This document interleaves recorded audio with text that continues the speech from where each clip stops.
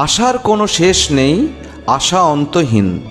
তোমার জন্ম কিংবা তোমার মৃত্যুর জন্য তুমি দায়ী নও, কিন্তু তোমার অক্ষমতা, তোমার অকর্মণ্যতা, তোমার অপারগতা, তোমার অপদার্থতার জন্য তুমিই দায়ী। তোমার শরীরে রক্ত নেই, তোমার দুখানে হাত নেই, তোমার মস্তিষ্কে বুদ্ধি নেই। যখন সব আছে তখন কেন তোমার জেদ নেই? তুমি কি ভাবছো সব এমনি এমনি হবে, সব কিছু অনায়াসেই পেয়ে যাবে? এমনি এমনি কিছু হয় না ভাই।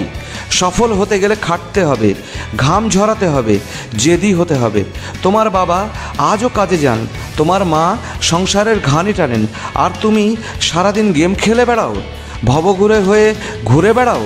তোমার লজ্জা করে না? তোমার অনুশোচনা হয় না? আর কবে তোমার হুঁশ ফিরবে? কবে নিজের দায়িত্ব নেবে?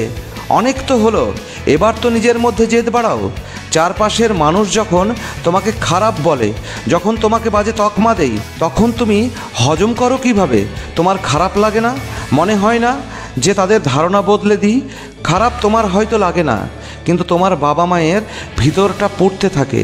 তুমি তো তার খবর রাখো না, তারা অপারগ, কারণ তাদের কথা তুমি শোনো না।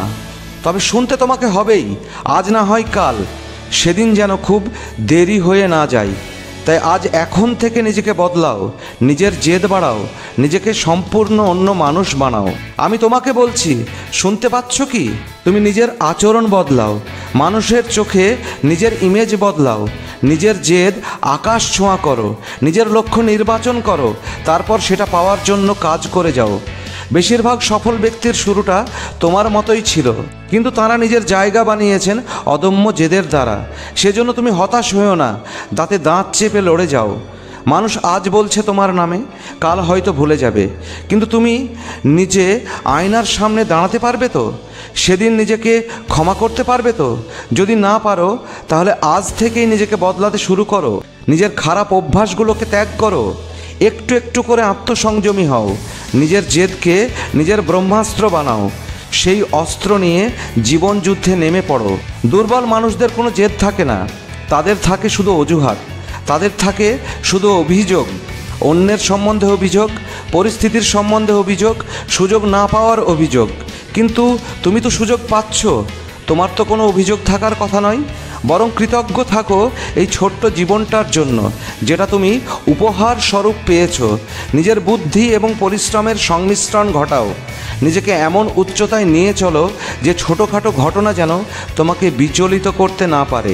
মানুষের সমালোচনা, মানুষের উপহাস, মানুষের অবজ্ঞা যেন তোমার কাছে অনুঘটক হিসাবে কাজ করুক, আর এই অনুঘটকই যেন তোমার শরীর মনের প্রতিটি কোষে জেদ হয়ে তুফান উঠাক। সবার কাছে নিজেকে সহজলভ্য করে দিও না, সবাইকে সময় দিতে যেও না, বরং নিজেকে সময় দাও।